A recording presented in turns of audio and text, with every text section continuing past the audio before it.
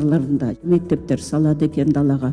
Яғни сауатты ұрпақтың тәрбиесі дұрыс болса, ертеңгі күні жақсы болады. Ауылды көркейтеді екен, қайтадан ауылға бұрыламыз екен. Ауыл жанданса, біздің ұлттық тұрмысымыз, дәстүріміз жанданады екен. Қасым-Жомарт Кемелұлының кандидатурасын Ақжайық елі қолдайды. Әділетті қоғам аясында көптеген жұмыстар жоспарланып отыр. Білім беру жүйесінің және адамдардың денсаулығын сақтау жүйесінің қолжетімділігін қамтамасыз ету негізгі мақсаттардың бірі. Сол себепті Қасым-Жомарт Кемелұлы осы бағыттарда жүйелі жұмыстарды жасау керектігімізді айтып отыр, нақты ұсыныстарын осы бағдарламаға кіргізді. Соған байланысты алдағы жылдарда 1,5 миллион жаңа оқушы орындар ашылады.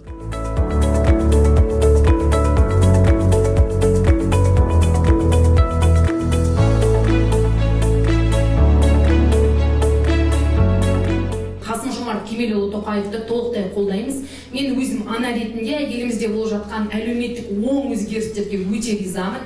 Өйткені жаңа отбасылық цифрлық картаның енгізілуі, ұлттық қор балаларға деген жалпы халық бағдарламаның енгізілуі, бұның барлығы біздің балаларымыз үшін жасалып жатыр. Яғни өскелең ұрпақтың бойында толерантты, сонымен қатар бәсекеге қабілетті тұлғасын қалыптастыру мақсатында жасалып жатқан еңбек.